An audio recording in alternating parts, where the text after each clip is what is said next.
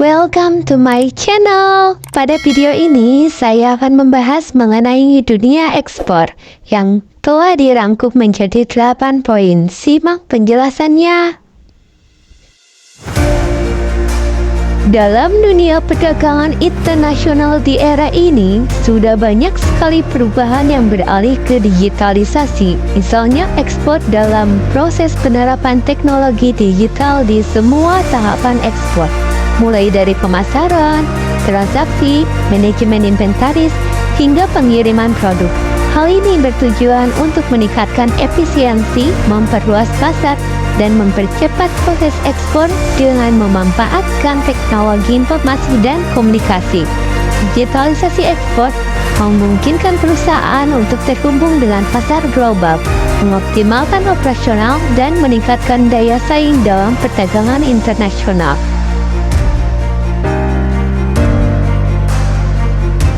Menurut Bisnis.com, pada bulan Maret 2024, nilai ekspor Indonesia mencapai 22,43 miliar US dollar, menunjukkan kenaikan sebesar 16,40% dibandingkan bulan Februari 2024. Sebelumnya, data daripada Pusat Statistik BPS juga memberikan informasi terkait perkembangan ekonomi Indonesia pada bulan Januari 2024. Di era digital ini, banyak sekali perubahan transisi di berbagai sektor dalam bisnis, salah satunya bisnis ekspor yang mengalami perkembangan pesat dengan adanya digitalisasi. Dapat memberikan banyak manfaat yang signifikan dengan memanfaatkan teknologi sistem informasi. Perusahaan ekspor dapat meningkatkan efisiensi, akurasi, transparansi dalam seluruh proses ekspor. Misalnya saat mencari buyer, tidak sesulit itu karena sekarang sudah dipermudah oleh teknologi. Maka bisa dilakukan dengan menggunakan platform perdagangan elektronik, e-commerce. Contohnya Alibaba, Amazon, dan platform lainnya. Dengan mencari lewat web atau situs, contohnya go4worldbusiness.com. Dengan mengikuti pameran internasional yang sering diadakan setiap tahunnya, dengan menggunakan layanan digital seperti media sosial berupa iklan di Instagram, Facebook, dan YouTube. Misalnya dalam sistem informasi manajemen (SIM), sistem informasi manajemen memainkan peran penting dalam mengolah data bisnis ekspor seperti inventaris produk, pesanan pelanggan, dan informasi logistik. Dengan SIM yang terintegrasi, perusahaan dapat mengoptimalkan proses bisnis, mengolah sumber daya dengan lebih efisien, dan meningkatkan produktivitas. Selanjutnya, perangkat lunak manajemen rantai pasok (Supply Chain Management Software). Perangkat lunak SCM membantu perusahaan dalam mengolah rantai pasok secara efisien, mulai dari pemesanan produk, bahan baku, hingga pengiriman produk ke pasar ekspor. Dengan SCM, perusahaan dapat memantau persediaan, mengoptimalkan proses produksi, dan meningkatkan kinerja rantai pasok secara keseluruhan.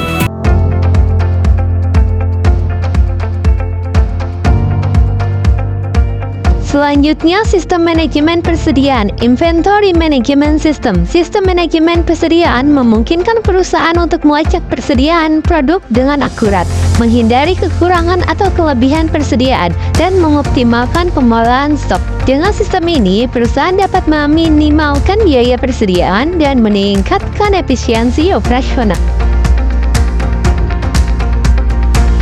Selanjutnya, teknologi Internet of Things (IoT). IoT dapat digunakan dalam pemantauan dan pelacakan barang ekspor secara real-time, memastikan keamanan dan keandalan pengiriman. Sensor IoT dapat memberikan informasi tentang kondisi produk selama pengiriman, seperti suhu dan kelembapan, untuk memastikan kualitas produk terjaga. Selanjutnya, sistem pembayaran elektronik. Penggunaan sistem pembayaran elektronik yang memudahkan transaksi bisnis internasional, mengurangi risiko keuangan, dan mempercepat proses pembayaran antara eksportir dan importir. Sistem pembayaran elektronik juga meningkatkan transparansi dan keamanan transaksi bisnis ekspor.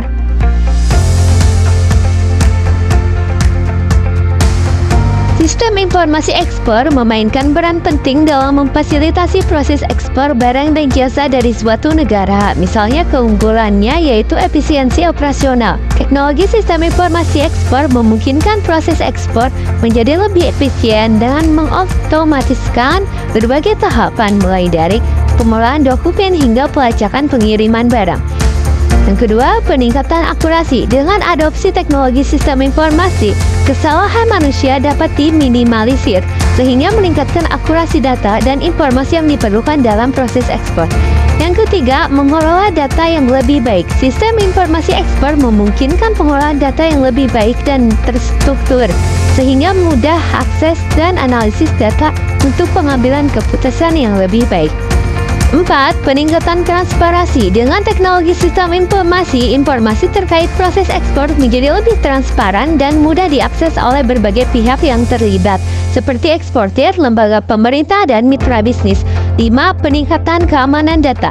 Sistem informasi ekspor yang terintegrasi dengan sistem keamanan data yang baik dapat menjaga kerahasiaan dan integritas data yang sensitif terkait ekspor. 6. Pemantauan dan pelacakan yang lebih baik. Teknologi sistem informasi memungkinkan pemantauan dan pelacakan proses ekspor secara real time, sehingga memungkinkan respon terhadap perubahan kondisi pasar atau kendala yang mungkin timbul. Digitalisasi ekspor memberikan banyak manfaat namun juga menghadapi tantangan tertentu yang sering dihadapi dalam digitalisasi ekspor. Tantangan digitalisasi ekspor misalnya 1. Keterbatasan infrastruktur teknologi. Beberapa negara mungkin masih menghadapi keterbatasan infrastruktur teknologi yang menghambat implementasi digitalisasi ekspor. 2. Keamanan data. Risiko keamanan data dan privasi menjadi salah satu kekhawatiran utama dalam digitalisasi ekspor. 3. Kesenjangan digital. Tidak semua pelaku usaha memiliki akses atau keterampilan teknologi yang cukup untuk mengadopsi digitalisasi ekspor. 4. Kebijakan dan regulasi. Perubahan kebijakan dan regulasi yang kompleks dapat mempersulit implementasi digitalisasi ekspor. Dari tantangan di atas, perlu adanya solusi digitalisasi ekspor untuk mengatasi tantangannya seperti 1. Investasi infrastruktur. Negara dan pelaku usaha perlu berinvestasi dalam mengembangkan infrastruktur teknologi yang mendukung digitalisasi ekspor. 2. Keamanan data. Mengimplementasikan sistem keamanan data yang kuat dan kebijakan privasi yang jelas untuk melindungi informasi sensitif. 3. Pendidikan dan pelatihan. Memberikan pendidikan dan pelatihan kepada pelaku usaha agar dapat memahami dan mengadopsi teknologi digital dengan lebih baik. Digitalisasi dalam ekspor memberikan berbagai manfaat yang signifikan bagi pelaku usaha dan negara. Berikut adalah beberapa manfaat utama dari digitalisasi dalam ekspor. 1. Efisiensi operasional. Digitalisasi memungkinkan proses ekspor menjadi lebih efisien dengan mengotomatiskan berbagai tahapan, mulai dari pemula dokumen hingga pelacakan pengiriman barang. 2. Peningkatan akses pasar. Melalui platform digital, pelaku usaha dapat memperluas jangkauan pasar ekspor mereka secara global dan menjangkau konsumen di berbagai negara dengan lebih mudah. 3. Transparansi dan pelacakan. Digitalisasi memungkinkan pelaku usaha untuk melacak dan memantau proses ekspor secara real time, sehingga meningkatkan transparansi dan responsif terhadap perubahan kondisi pasar. 4. Mengurangi biaya. Dengan digitalisasi, biaya operasional dalam proses ekspor dapat dikurangi, seperti biaya pengiriman, biaya administrasi, dan biaya komunikasi. 5. Peningkatan keamanan data. Sistem digital yang terintegrasi dalam keamanan data yang baik dapat menjaga kerahasiaan informasi dan mengurangi resiko kebocoran data. 6. Peningkatan daya saing. Dengan adopsi teknologi digital, pelaku usaha dapat meningkatkan daya saing mereka dalam pasar global dengan menawarkan layanan yang lebih efisien dan inovatif. 7.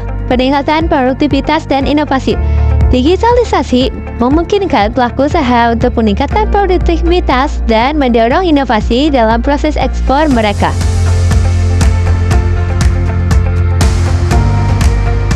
Dalam sektor bisnis perdagangan internasional, peran pemerintah sangat mendukung sekali untuk mengembangkan pasar ekspor yang akan menambah pendapatan negara dengan menghasilkan devisa yang dibutuhkan untuk membayar utang luar negeri, membiayai pembangunan infrastruktur, dan memenuhi kebutuhan ekonomi nasional.